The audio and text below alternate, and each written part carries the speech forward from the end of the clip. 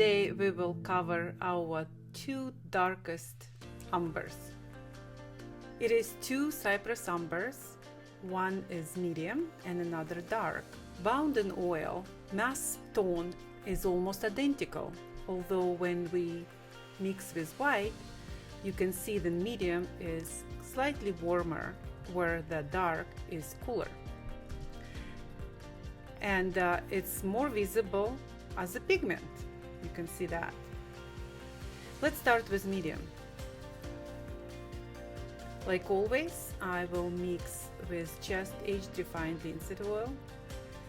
And what I found by mixing with oil, the particle size on medium is much bigger than any other what I mixed before, even including the French umber, which always I'm saying then this has bigger particles, but I think it's due to other minerals included to French umber, where the Cyprus umber really you will see how particles will scratch even the surface, and you will see that scratches.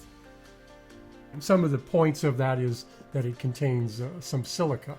That what gives it that kind of a raspy sound when you're mulling it. Like previous 6 umbers we were doing, so I mix with little bit of the vacuum bodied oil. And again, I will explain why, because umber's notorious about sinking in, and bodied oil will help to avoid that. Maybe not avoid, but at least make it less pronounced. Umbers with the highest tinting strength are those with the highest iron and manganese content. Some of the finest umbers come from Cyprus and may contain as much as 16% manganese. Other umbers typically contain much less, like 1 to 2%. English umber maybe 7%, and umbers from Russia and Ukraine about 4% manganese. Same as on previous videos, we will show you on left side is what I just ground for you, and on right side the color from the tube. Let's see now color from the tube. And we noted, of course, the color index number, which is pigment brown 7, and the Munsell notation, which we have for all of our colors. You can see those on the website. Now let's look Cyprus raw umber dark. And although it is the darkest raw umber in oil range of Rublev colors, we do have many more raw umbers in the pigment range. So we have 10 raw umber pigments, more of them, quite a bit more of them from Cyprus, and another from Italy. So we have a pretty good range there. We do have a couple from America, Blue Ridge Umbers. Yes, I forgot about those. And of course now we do have umber from Armenia, one of the most beautiful one. But we still trying to attempt to make that in oil. It's misbehaving, but one day we will represent for you. So same like with any our umbers range of in Rublev colors, we always add bodied oil. Same here. Yeah, the bodied oil does help to prevent the color from sinking in, which umber, of course, has a propensity to sink in more, and the bodied oil helps to hold it out. It's interesting with bodied oil, a little bit. It's I don't think it's easier to grind, but it's much more fluid, maybe? Fluid, yes. And there we see the color compared on the left. Just ground for you, and on the right, color on the tube, from the tube. Here's the color from the tube, and you can see both umbers very fluffy. Yeah, the umbers have a clay content, which gives them that kind of consistency. Now let's mix our umbers with whites. And I will start just with 1/3 maybe of the body of the umber with lead white. And I will have gradations. Now it will be half and half. And you can see the scratches on the surface. That's the bigger particles.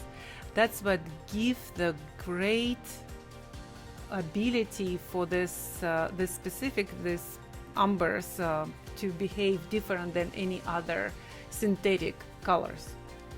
Some of the clay content in umbers give it a different type of rheology, which is the flow of paint, than others. And this rheology we often call dilettantes. You can see with titanium, 1/3 of titanium white immediately making probably like half of the lead white I was using in same raw umber. See how much cooler that color is, of course, with the titanium. Again, titanium being a bluish white cools down colors immediately. Again, you see these scratches. Those are the striations in the paint film. You can see that. Now let's mix umber dark. I probably again overshoot a little bit with bodied oil. It's why you can see then it's much more fluid and little bit more on the glossy side. And that's what bodied oil does. It creates a more glossy paint film. The more you add, the glossier it becomes. So you can control this just by adding the amount of bodied oil to your paint or when you're making the paint. That's why we always advocate for you to make your own colors. But of course, if you don't have the time to do it, we will do this for you.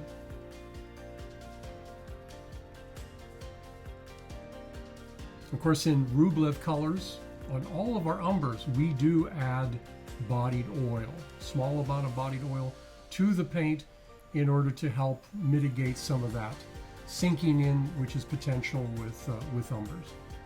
And none of our oils have additives, so that every time when we mix our colors, it will be almost identical to what you will make at home by yourself, just using the oil and the pigment.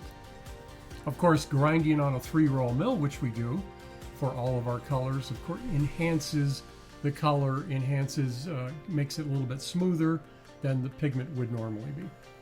Please check our 2 other programs about raw umbers in range of Rublev colors.